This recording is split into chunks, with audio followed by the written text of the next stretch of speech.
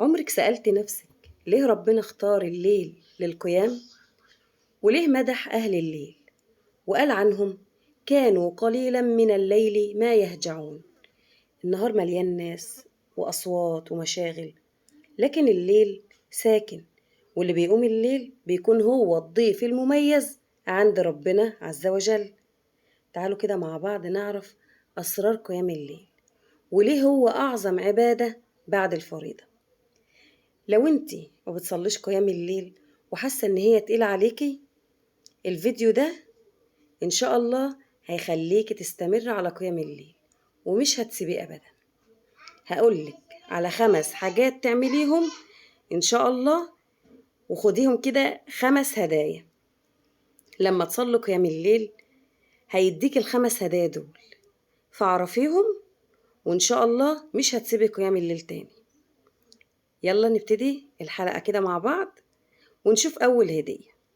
أول هدية كده بتاخديها من قيام الليل هو القرب من ربنا عز وجل. قيام الليل مش بس صلاة، قيام الليل هو لحظة قرب حقيقية من ربنا سبحانه وتعالى، لأن ربنا عز وجل بينزل إلى السماء الدنيا آخر الليل ويقول هل من داع فأستجب له، هل من مستغفر فأغفر له، هل من سائل فأعطيه. يعني تخيلي كده ملك الملوك بيسألك بنفسه محتاجة ايه ونفسك في ايه، غفرتلك ذنوبك وحققتلك دعواتك. اما الهدية التانية اللي بيقدمها لك قيام الليل ان في وقت قيام الليل مفيش تليفونات ومفيش دوشة، مفيش مشاغل، مفيش غيرك انتي وربنا. الدعاء بيطلع من قلب صافي والسماء بتكون مفتوحة والدعوة بتوصل أسرع من أي وقت. يعني معنى كده إن دعائك بيكون مستجاب، لأن ربنا سبحانه وتعالى نزل في الوقت ده علشان يحقق لك دعواتك. ودي بتكون الهدية التانية. أما الهدية التالتة اللي معانا راحة وشفاء. قيام الليل مش بس للآخرة، قيام الليل شفاء للنفس، بيطمن قلبك، بيشيل الهم والحزن. حتى العلماء أكدوا اللي بيصحى آخر الليل ويصلي بيكون نفسيته أهدى وجسمه بيكون أقوى، لأنك بترتاحي من الدنيا وتلجئي لربنا عز وجل. لما نيجي نتكلم عن الهدية الرابعة اللي بيقدمها لك قيام الليل، مفتاح للرزق.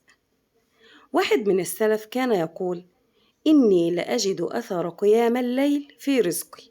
سبحان الله، اللي يقوم الليل ربنا بيفتح له بركة في يومه ورزق وبركة في الوقت وسعادة في البيت. أما الهدية ال5 بقى بتاعتنا والأخيرة، إن في ناس بتفتكر إن قيام الليل لازم يبقى ركعات طويلة وأقرأ بصور طويلة. لا، البداية بتكون سهلة جدا. لو قدرتي قبل الفجر بنص ساعة تقومي وتصلي 4 ركعات بس، حتى لو مش قادرة على 4 ركعات صلي ركعتين، ومع الوقت هتلاقي نفسك بتحبي القيام ومش قادرة تسيبيه. يعني معنى كده إن أنا ممكن أكسب كل الهدايا دي والأسرار العظيمة في قيام الليل من ركعتين بس. أيوة، قومي بس كده قبل الفجر وصلي ركعتين بس. صدقيني لو انتي جربتي لذة صلاة قيام الليل في الركعتين دول مش هتقدري تسيبي قيام الليل. قيام الليل مش عبادة صعبة، دي هدية من ربنا عز وجل، اللي بيدوقها عمره ما بيسيبها. لو نفسك حياتك تتغير وقلبك يهدى ورزقك يزيد، صلي لو ركعتين في جوف الليل، هتحس قد ايه ربنا قريب منك. اللهم اجعلنا من أهل قيام الليل واجعل لينا نور وقرب منك يا أرحم الراحمين. أتمنى لو انتوا كده تكونوا استفدتوا من الفيديو، وشاركوا الفيديو مع حبايبكم ومع أصحابكم، مع كل حد نفسكوا كده إن هو يصلي قيام الليل. ما تنسوش بقى تدوسوا لايك علشان تكونوا سبب في إن حد يسمع الفيديو ويستفاد ويكون ليكوا الأجر.